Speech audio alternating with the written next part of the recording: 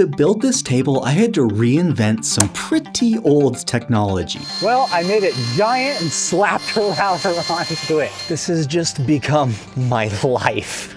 And the result? Well, you'll just have to watch and find out. Let's just hope it flows as smoothly as the carved walnut base.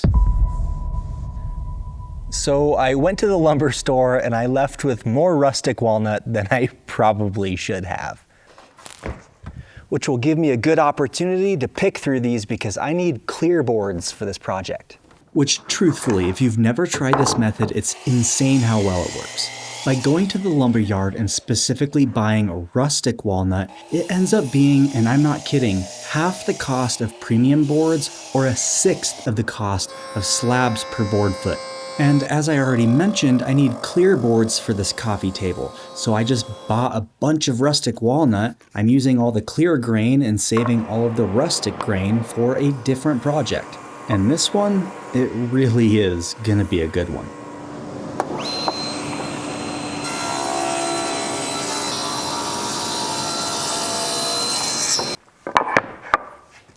I'm impressed. Honestly, this is some pretty dang clear walnut, especially for half the price. But I watched out for these piths and either cut them out or made sure they didn't go all the way through the boards. That way the table doesn't crack in half in the future, because the definition of that would be not good.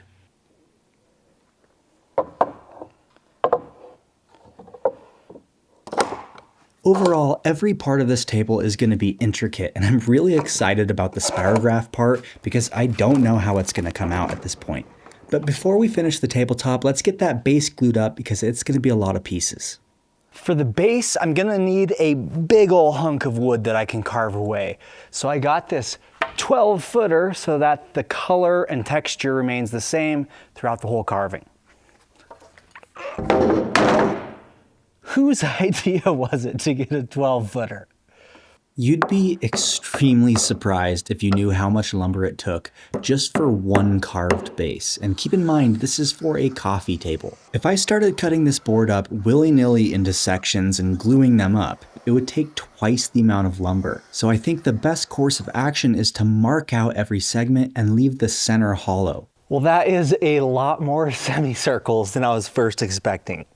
I even had to add a couple different boards if you didn't notice. But cutting out these semicircles and leaving the centers hollow allows me to use those center pieces for different parts of the stack. And any centers that don't get used will get set aside and I can use those sometime later.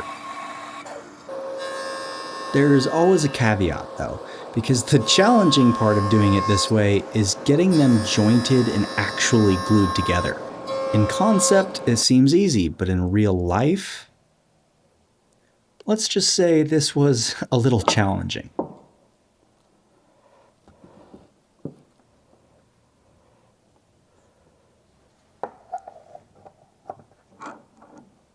When I first thought of this project idea, I didn't really know exactly how I was going to pull it off. In fact, in this very moment, my confidence level wasn't particularly high. I really had no clue how it was going to turn out. But as I continued to design furniture that I've never built before, I kind of have to learn to go with the flow. Sweet. Now you can kind of see why I had to cut the middles out first, because once it's all glued up, I can only cut the outside circle.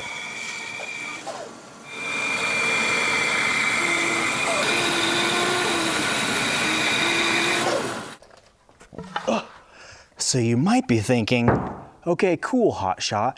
How are you gonna flatten these things to get them jointed together? Well, it's kind of a fun answer. I'm gonna do this little spin move, and a member of my Patreon already coined this term hula hooping, which I like it. Let's stick to it.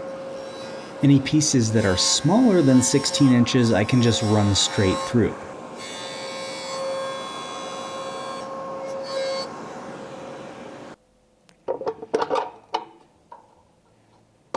If there's one single thing that I'm focusing on this entire time, it's that I need to make sure every piece is as flat as it can possibly be.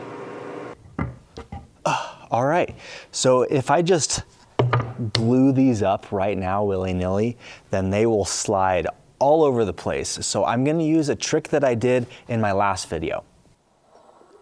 It's pretty simple. If you don't want something moving around during a glue up, just keep it captive. Make sure it can't move. Of course, something like this can't always be done, but you know what I mean.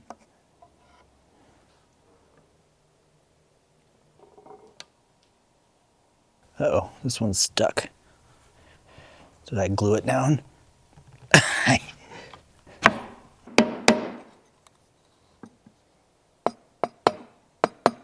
All right, from here, I'm gonna glue up 2 of the halves separately.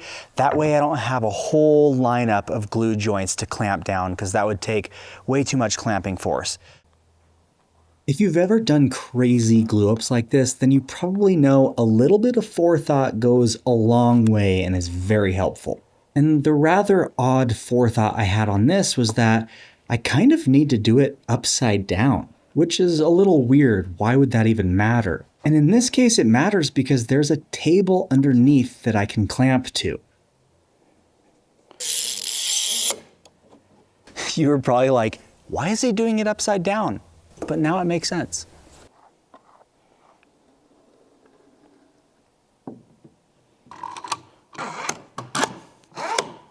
I gave these a few hours to dry, then Oh, she's a biggins. got them united as one.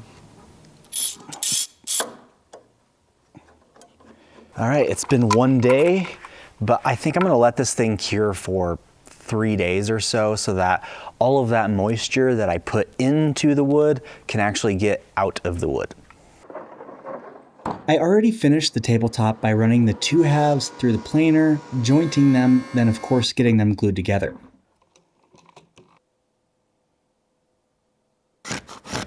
Now I need to get this thing ready to be carved, which means filling any voids or defects. And trust me, this is going to be a fun one.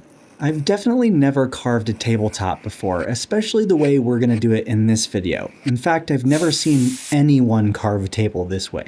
So you may notice, instead of just filling all the voids with epoxy, instead I'm actually choosing wood that matches those locations.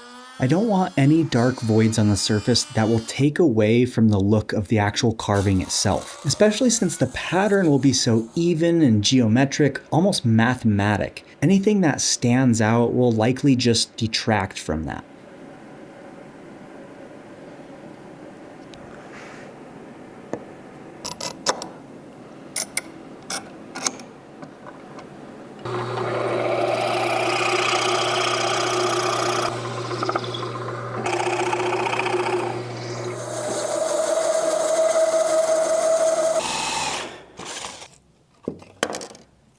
Doing patchwork like this is oddly satisfying. There's just something creative yet soothing about it. I guess it's just one of those things that you know if you know, and if you don't, you don't.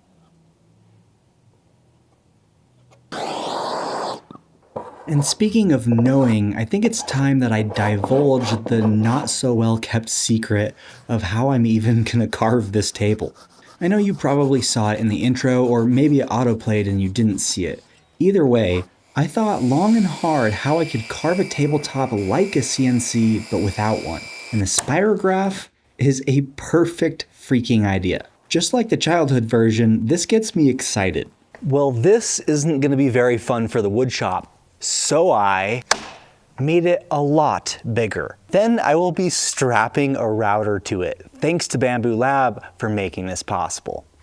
I was able to print this extremely precise gear system using the X1 carbon. And watch how perfectly these dovetails fit together. That's giving zero tolerance to the joints and not needing to dial anything in. And there's zero compounding error over 15 pieces. They fit flawlessly. And with the AMS, you can print multicolors, which allowed me to highlight the numbers as well as the gears so that you can actually see them on camera. On top of that, the AMS allows multi-material printing, which makes printing different filaments, like supports, a whole lot easier. I happen to design every piece in this video myself, but if you don't know how to 3D model, you can use the onboard screen and handy app to access online models in their maker world for extremely easy one-click prints. But I truly think the best part overall is that you can start making your own parts, jigs, fixtures, or whatever they may be for very little cost. Because Bamboo Lab makes a whole array of different machines with or without an enclosure to fit your budget and preferences. So if you want to check them out, using my link in the description will let them know who inspired you, and you'll be supporting this channel in the process. Thanks again, Bamboo Lab, because this is going to be a fun one. All right, I'm a little nervous because I have to do 52 passes and I do not know what to expect.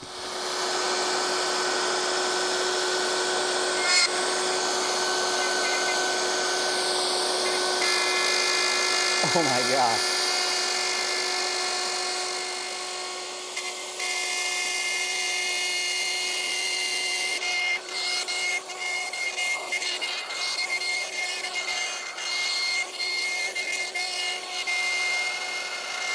Well, so far it's looking exactly like I wanted. Something that's really hard to convey on camera is that this is a whole body workout. My abs, my arms, my back, everything was burning in order to get this router around the table 52 times. At one point, I even think I stopped and told myself, I don't know if I can do this, but I just kept going with persistence. I put my hand in a better spot for leverage and made this thing happen. What I didn't realize is that I made one single fatal mistake. So luckily while I was doing it, I realized that this came loose and I have to now get it back into position exactly. Before I continue, I'm marking where I left off. Oh, imagine that, now it's stuck again. It definitely moved, I can see it, so that's just ironic. So luckily I made a dot when I started, so I knew where I started. So I just need to check different areas to see if they line up. Another hard thing to convey in this video is how much of a painstaking, problematic process it was to get this thing aligned again. And I 100% should have screwed it down in the first place. So I figured out it took a while, but if I make sure it lines up when it's at its top dead center basically, then I can screw a screw in.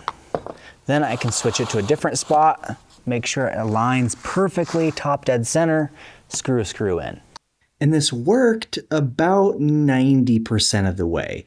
What was happening is I was getting flexing in the gear system when it wasn't screwed down, and now that it's screwed down, it's not flexing. But happy-go-lucky Corey doesn't know his fate yet. All right. Whew, it worked, and it looks freaking awesome. Do you like it? Do you like the table, boys?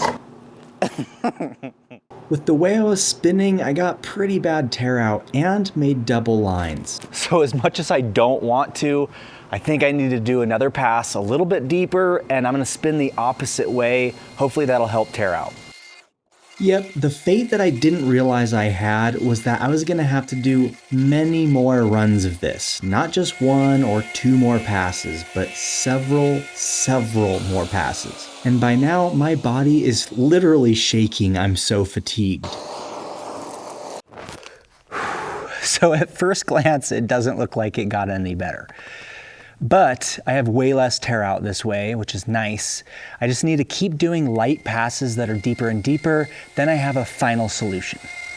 Yeah, I did 3 more passes, which accounted to a total of 7 hours running that spirograph. And if that wasn't enough, now I have to cut into it to do a few more patches. Then you might be able to guess what I will be doing next.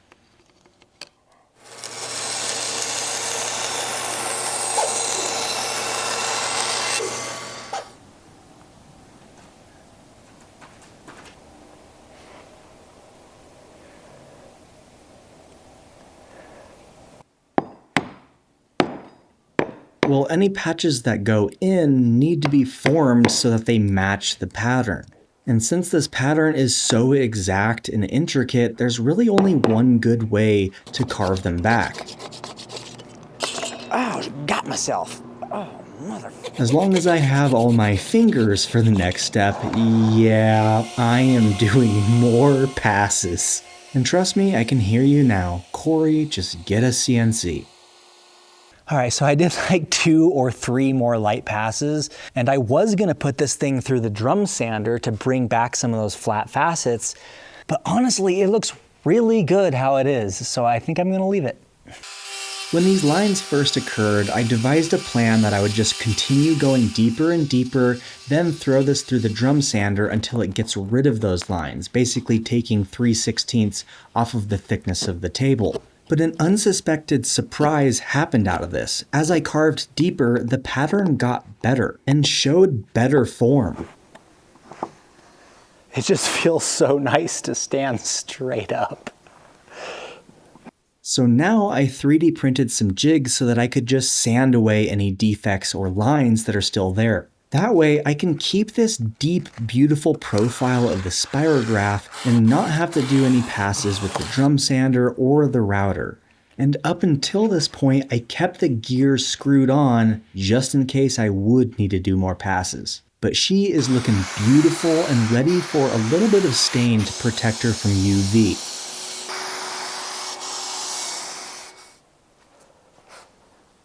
Whoops. I will be making this a high gloss tabletop, which will look so freaking awesome. But first, I need to fill any bottom holes so that any epoxy from the top doesn't just seep right on through to the bottom.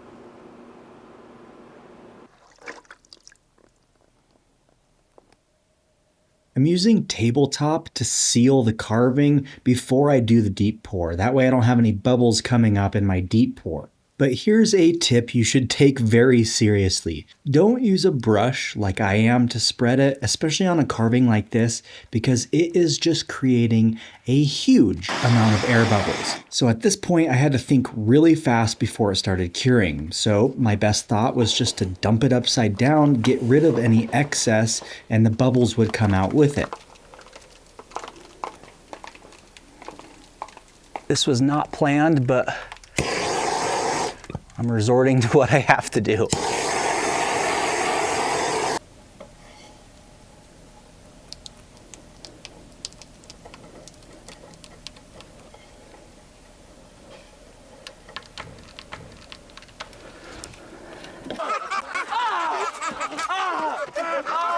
It's hard to show, but inside of the deep crevices, there's some air bubbles that are just stuck at the very bottom. So now I'm resorting to plan C. I'm mixing 24-hour deep pour, which is a lot thinner, mixing them together. I know it's making a frothy mess. Now that the thicker tabletop epoxy is diluted and thinner, it should all be able to dump out, in theory.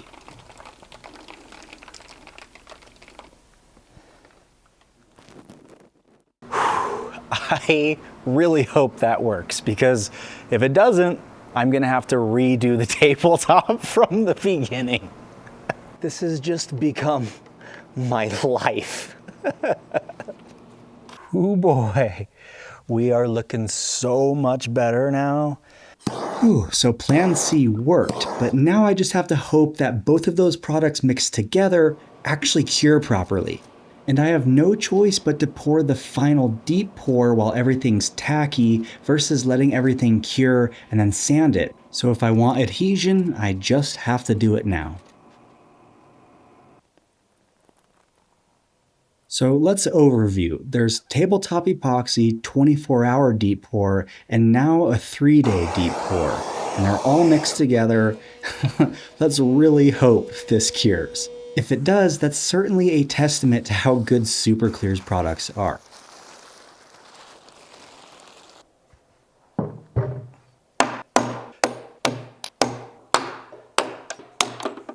Back to the table base, now is a better time than any to start carving this sucker. I'm using the turbo plane just like in my diamond table video, and this thing powerhouses through walnut. It's pretty much insane. To put this into an accurate perspective for you, Most processes in woodworking take about twice as much time as you originally expect, sometimes 5 times as long. But for some reason with this thing, whatever time you anticipate taking, cut that in half. I'm really not kidding.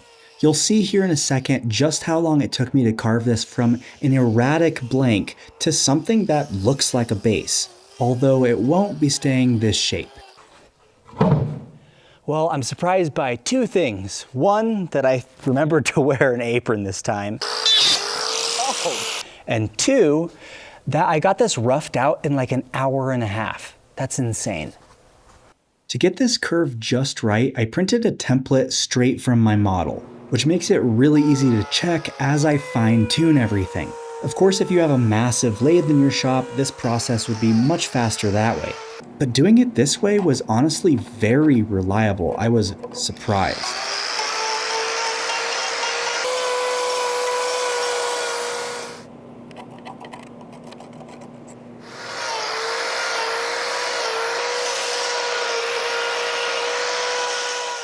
On the top side, you can see I have a little bit of tear out, and that's just because of the way the disc is spinning when I'm coming towards that edge. And this won't matter that much, but I might as well get it fixed now so that it doesn't continue to tear out worse. And now you can see the curve is basically as perfect as I need it to be for this step, because I'm taking this base to the next level. Thinking about the top being a spirograph, it gives me the feeling of motion. And in order to get motion in the base, I thought that I could create facets that spiral down, showing movement, which is absolutely another thing that I've definitely never tried before. The closest thing that I can think of is this scroll that I carved on my violin, but this is definitely a bit bigger than that. So I think the first and most important step is having a good layout to go off of. That way, hopefully, I don't screw this whole thing up.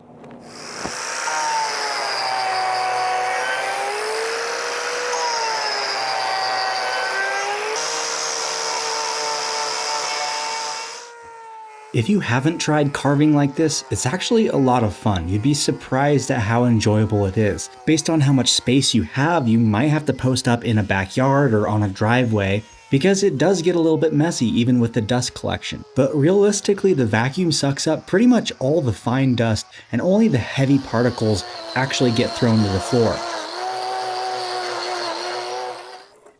These next jigs are the various curves that I need to match along each section. I didn't know if this was going to work well because I just printed these directly from my model, but they work incredibly well.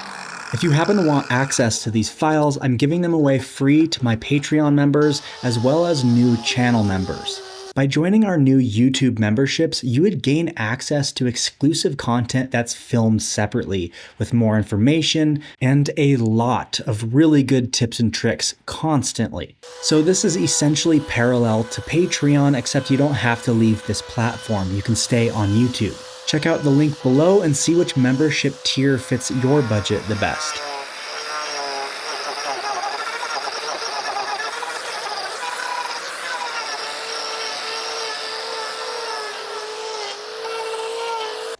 Whoo boy, am I glad to be done with that. Just kidding.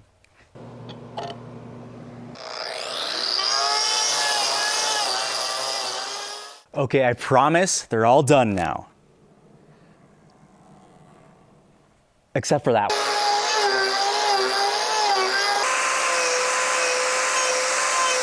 one. Well, she is done being roughed out. Come in.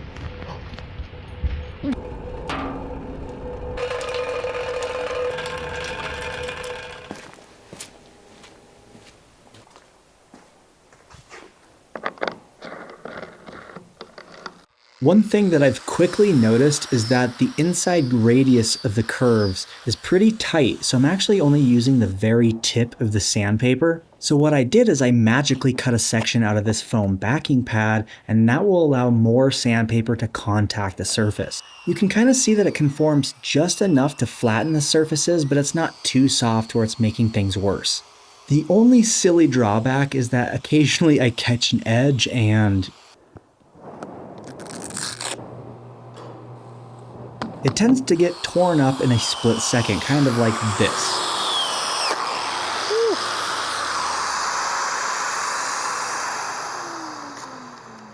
That's how they get ruined. By now, I've ran out of the small discs, and I didn't think ahead to buy new ones, so I'm cutting them out of these old 5-inch discs that I've had for like 8 years, and I've been saving them in a drawer thinking, I'll use these someday. Well, that day finally came, and I'm using a lot of them. But it's definitely worth it. As I continue each step, it gets closer and closer to perfection.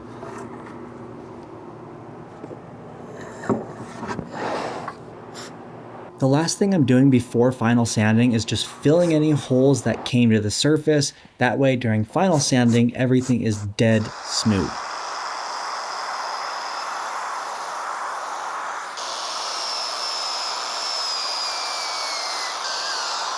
Now it's a perfect time to even out edges, straighten lines if they need to be straightened.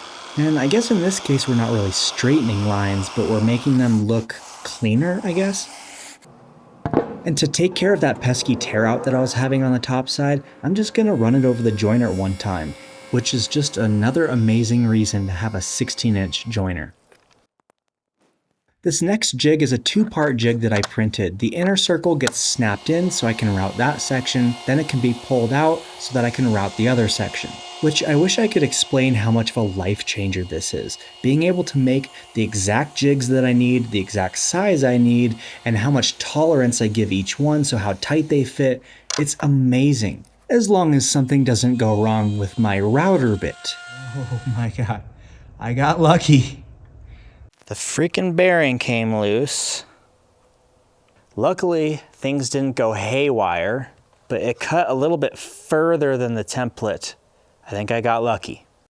Right now I don't have a replacement set screw for this bit, so I'm just shoving it against the cullet and locking it all together so that the bearing can't go anywhere.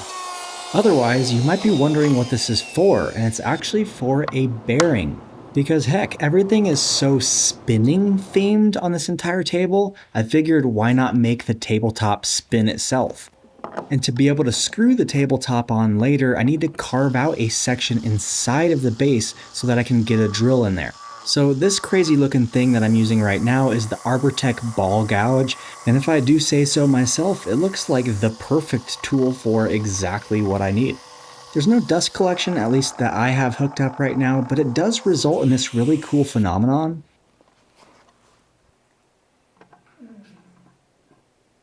All right, let's see how she cured.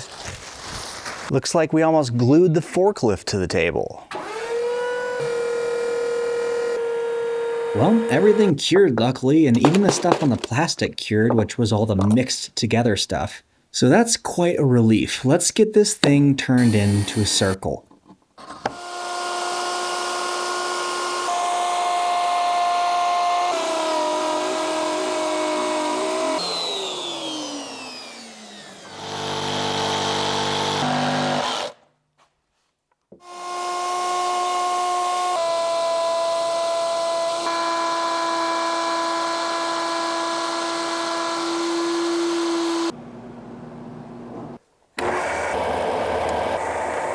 I knew the deep pour resin was going to shrink, it always does, so I'm sending this through the drum sander to get everything flat again.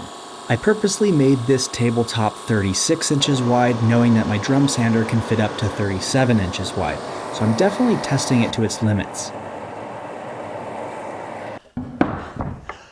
Now we're talking. Whew, super happy. The profile I'm going to put on this table is something that I haven't really seen before, so I'm going to coin the term as the gem, which is essentially where I put a small chamfer on the top side and then a massive chamfer on the bottom side. So we're bringing out the big guns again. It looks like it's just for show for YouTube or that it wouldn't work very well, but it works better than a router bit. It comes off this thing so smooth. Plus, you wouldn't even be able to use a router bit since the bearing would have nothing to register against, which is probably why you don't see this profile too often or at all.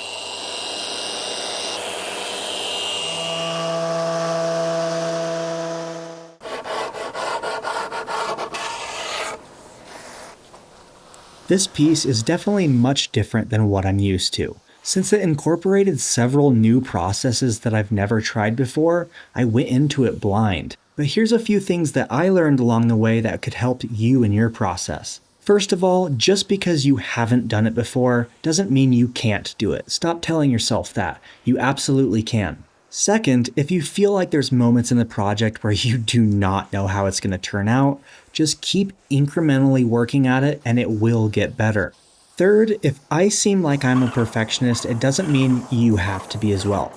Build things to your standards, not other people's. During the learning processes of woodworking, we have to have grace with ourselves. Having realistic expectations based on your experience level is going to be a lot easier on you than expecting your work to look like mine or someone else's. And lastly, I just wanted to share, when I first thought of this Spirograph project, I thought it was going to come out cool, but I think it came out so much better than I could have ever expected. And the real reason isn't because of me, it's actually because of you. I'm inspired to try new things to show you and inspire others. And I definitely wouldn't have tried this if you weren't here to watch it. So thank you for being a part of my inspiration. And the fact that you clicked on this video just to see how a Spirograph could carve a table, which means I could not let you down, and I had to make this thing as awesome as I possibly could have. And I promise, in the end, I didn't tolerate anything that was less than amazing. I also didn't like the color of the base, so I'm having Bridget sand it completely to wood again so that I can restain it and refinish it. During these final touches, I want to recap on something. When I first had the idea to make a Spirograph table, I was almost joking. I almost didn't even make this. But I am so glad that I did, because it truly pushed me to make a unique piece of furniture. And at this point, I can only hope that it does the exact same for you. So let this be a farewell till next time. Go out there and make something unique. And the link to purchase this table is in the description.